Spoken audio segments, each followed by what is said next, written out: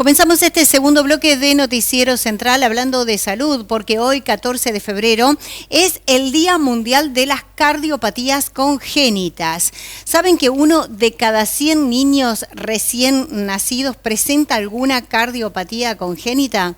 Es un número, ¿no? Así es que es importante saber de qué se trata y tener en cuenta cuáles son las medidas de prevención, porque siempre lo importante en todo esto es un diagnóstico temprano. Para eso estamos en comunicación con la doctora Celeste López, que es cardióloga, miembro de la Federación Argentina de Cardiología. Doctora, ¿cómo va? Gracias por atendernos.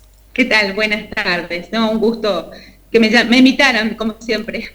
Bueno, antes que nada, hablamos de cardiopatías congénitas, no como una enfermedad, sino como una serie, ¿no?, de patologías. ¿En qué consisten concretamente?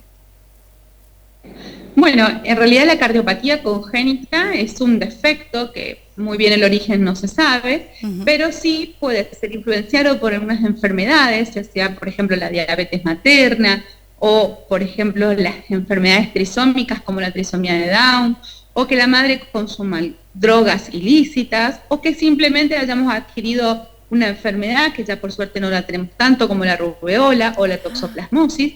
Entonces sí, ahí afecta el corazón. Es cierto que puede ser desde algo muy simple, como un pequeño agujerito, ¿sí?, una comunicación entre las aurículas o entre los ventrículos, o como una patología mucho más severa, donde directamente no se ha formado una parte del corazón, sea un vaso o sea una parte de los ventrículos. Y sí, eso es como una concadenación de determinadas cosas, porque bueno, es como no regar un sector, no se forma. Entonces sí, es cierto que esa va a ir a la más grave. Claro, o sea que son diferentes esas malformaciones, pueden darse de una manera u otra, no es siempre lo mismo cuando hablamos de una cardiopatía congénita. No, es muy amplio, sí, por eso. Desde la más simple, vamos a ir desde la más simple, desde el prematuro, por ejemplo, el prematuro extremo, sí, puede tener una cardiopatía que se llama ductus persistente, es decir, tiene que haber un agujerito dentro del corazón cuando estamos dentro de la panza, pero cuando nace eso se va a ir cerrando de a poquito. Pero claro, estos al nacer antes de tiempo no tienen todos, como digo yo, sus ladrillitos, sus obreros para cerrar ese agujerito, entonces eso persiste en el tiempo. Y eso es lo que va a generar entonces que ese niño, ese bebé, tenga una cardiopatía que en realidad se produce por el hecho de haber nacido temprano, ¿sí? Entonces ese agujerito no se cierra, lo ayudamos con drogas o después con alguna cirugía, o después otras cosas mucho más simples, como dijimos, una comunicación entre las aurículas o entre los ventrículos, y eso a veces pueden tardar en diagnosticarse. Por eso a veces, ay, como el pediatra le escuchó la primera vez y no le escuchó nada. No nos olvidemos que el bebé dentro de la medio de agua, después tiene que convertirse en un medio donde el pulmón va a tener aire, por lo tanto va a cambiar lo que era agua por aire, entonces tienen que bajar las presiones. Entonces el pediatra a lo mejor ese primer día que le revisó muy bien no lo vio nada, y después sí lo va a escuchar ese soplito. O directamente el aneo, donde estamos dentro del aneo, cuando nace el bebé, esa enfermera que es de tan gran valor, que le hace una oximetría del pulso porque le pone un aparatito en el dedo del pie y mira cuánto satura. Si la saturación es menos de 94, ojo, ya la enfermera viene corriendo a avisarte, no me gusta. Entonces es ahí donde nosotros actuamos como los cardiólogos o el pediatra o el neonatólogo. A lo que voy es que la cardiopatía puede ser muy simple a una muy compleja, y gracias a la ecocardiografía fetal podemos diagnosticarla e incluso ya tratarlas cuando están dentro de la panza, y permitir así que ese corazoncito que a lo mejor iba a tener una estructura que a lo mejor no se iba a poder abrir o estaba un poco cerrada, la podemos abrir y le podemos permitir que eso se desarrolle. Es así que por eso es tan importante la ecocardiografía prenatal. Claro, esa ecocardiografía que se hace, digamos, mientras la mamá está embarazada, ya puede a través de ese estudio detectarse qué tipo de cardiopatía es y en todo caso también la gravedad. Y también pregunto, usted hacía referencia en algún momento a tratamientos o a cirugías, ¿qué porcentajes se pueden resolver de una manera y qué porcentajes de otra? Las cardiopatías simples muchas veces no requieren ningún tipo de intervención, más que un seguimiento estricto, por supuesto, del cardiólogo y del pediatra, que es el protagonista de esta situación, pero también hay patologías que son muy complejas, muy severas, que requieren un tratamiento. No le quiero poner un nombre y un apellido, porque por ahí suena muy complicado, pero hay patologías que sí requieren que a la semana, a los 10, 15 días de vida, tengamos que intervenir. Y a lo mejor esa va a ser su primer cirugía. De las cardiopatías complejas, muchos de ellos, más del 50%, requieren a los primeros 10 días, y después va a requerir dentro del año otra segunda cirugía, y a los 4 años una tercera cirugía.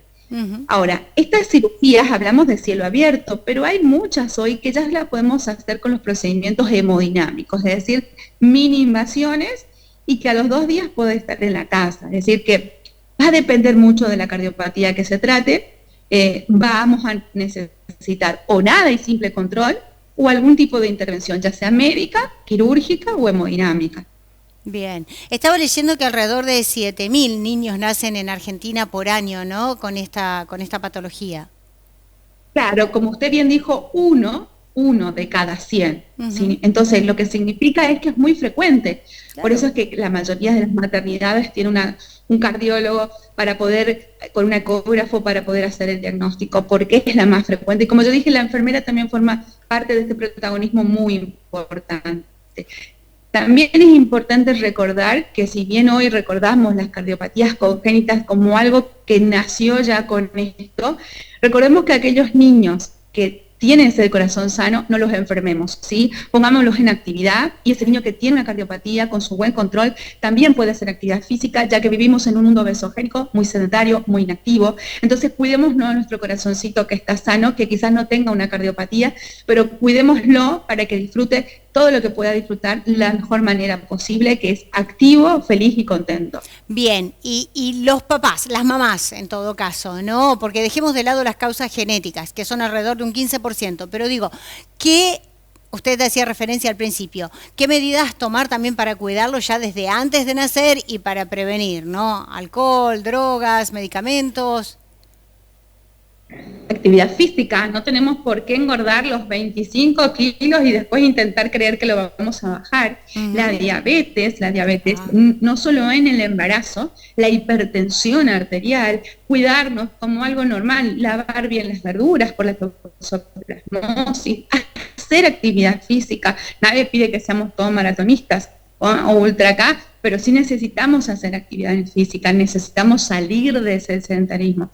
Las principales causas de prematurez son la hipertensión materna, la diabetes gestacional, y bueno, hay causas que, otras causas como por ejemplo, tenemos que tener un periodo intergestacional más importante, no de apenas tiene un año y ya tendremos otro bebé, tenemos que nutrirnos, tenemos que tener hierro, tenemos que tener ácido fólico, es decir, darnos nuestros periodos intergenésicos, para poder mejorar esa placenta, y por supuesto el control, porque hay cosas que podemos estar sin saberlo, digamos, ¿sí? Hay lupus, hay enfermedades lúpicas que no diagnosticamos hasta el momento que empieza el embarazo, entonces es importante el control.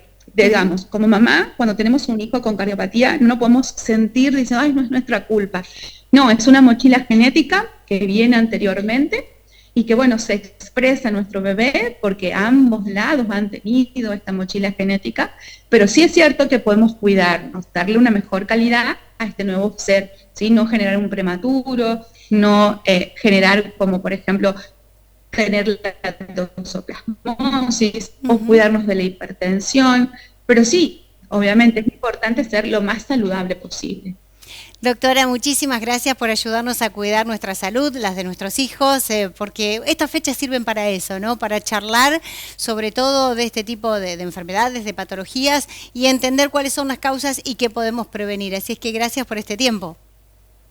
Sí, es la idea. Es la concientización de que las cardiopatías congénitas pueden ser detectadas dentro de la panza, y eso nos ayuda a salvar la vida, ¿sí? De estos bebés. Muchísimas gracias, agradezco nuevamente la invitación. Gracias a ustedes, estamos en contacto.